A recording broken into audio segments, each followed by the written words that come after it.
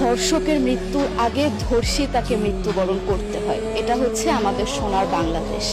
একজন ধর্ষকের জীবনের মূল্যটা এত বেশি যে তাকে ফাঁসির মঞ্চে দাঁড় করা যাবে না। আমরা বাংলাদেশে কয়জন ধর্ষকের নাম জানি যাকে কঠোর থেকে কঠোরতম শাস্তি দেওয়া হয়েছে, যাকে ফাঁসির মঞ্চে দাঁড় করা হয়েছে? আমরা কি আদৌ কেউ জানি? জানি না। অথচ আমরা কতগুলো যারা যারা ধর্ষিত হয়েছে তাদের নাম জানি, অনেক বড়। এই লিস্ট আসলে অনেক বড়, বলে শেষ করা যাবে না। কুমিল্লার তনু, মাগুরার আসিয়া, 2 দিন আগেও কিশোরগঞ্জে 8ম শ্রেণীর একটি ছাত্রীকে বাসা থেকে তুলে নিয়ে ধর্ষণ করা হচ্ছে। বাবার হাতে মেয়ে ধর্ষিত হচ্ছে, ভাইয়ের হাতে বোন ধর্ষিত হচ্ছে। আমরা আসলে নিরাপত্তা কোথায়? আমার মনে হচ্ছে আমরা যেন আইয়ামে জাহিলিয়া যুগে চলে গিয়েছি। মাঝে মধ্যে মনে হয় এর থেকেও খারাপ সময় আছি আমরা, কারণ ওই যুগে মেয়েরা অ্যাটলিস্ট সম্মান নিয়ে মৃত্যুবরণ করতে পারতো। জন্মের পরপর জ্যান্ত মাটিতে পুঁতে দেওয়া হতো, আর আমাদের ধর্ষণ করে নির্মমভাবে তারপর মৃত্যুবরণ করতে হচ্ছে।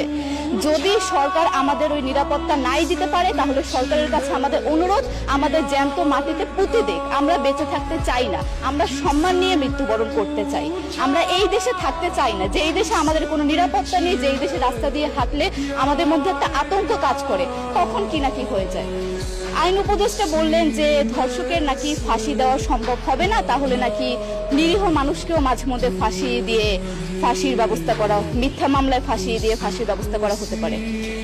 আইন উপদেষ্টার কাছে আমার প্রশ্ন, আল্লাহ না করুক আজকে যদি আপনার কাছের কেউ, আপনার বোন অথবা আপনার স্ত্রী অথবা আপনার মেয়ের সাথে যদি এরকম কোনো কিছু হতো, আপনি কি আসলে এটা বলতে পারতেন যে না, ধর্ষককে ফাঁসি দেওয়া যাবে না? কোনোদিনও পারতেন না। আপনি সবার আগে তার ফাঁসির ব্যবস্থা করতেন, সম্ভব হলে নিজের হাতে মেরে ফেলতেন। তাহলে আমাদের বেলায় কেন এত বৈষম্য? আমরা কি দোষ করেছি? আমরা কি নারী না? আমরাও তো কারো বোন, আমরাও তো কোনো বাবার সন্তান, আমাদেরও তো বেঁচে থাকার অধিকার আছে, তাই না?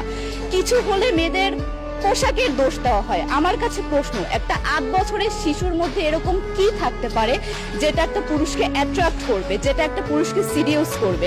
সেরকম হলে আসলে ধর্ষণ করা হতো সবসময় প্রাপ্তবয়স্ক মহিলাকে। কিন্তু আমরা আসলে পরিসংখ্যান গবেষণা করলে দেখতে পারি যে ধর্ষক সবচেয়ে বেশি করা হচ্ছে শিশুদেরকে, কিশোরীদের সবচেয়ে বেশি ধর্ষণ করা হচ্ছে।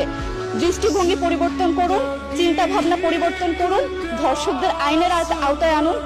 যদি আইন উপদেষ্টা অথবা প্রশাসন যদি ধর্ষকদের শাস্তির ব্যবস্থা না করতে পারে, আমাদের হাতে তুলে দেন, আমরা নিজেদের হাতে শাস্তি দিয়ে দিতে পারবো। এই সাহস আমাদের মধ্যে আছে। বেঁচে থাকার জন্য আমাদের যতটা কঠিন হতে হবে, আমরা কঠিন হওয়ার জন্য প্রস্তুত আছি। আমরা ফাঁসি চাই, ধর্ষকদের কঠোর থেকে কঠোরতম শাস্তি চাই। যতদিন না পর্যন্ত ফাঁসি দেওয়া হবে, যতদিন না পর্যন্ত ধর্ষকদের শাস্তির ব্যবস্থা করা হবে, আমরা আমাদের আন্দোলন অব্যাহত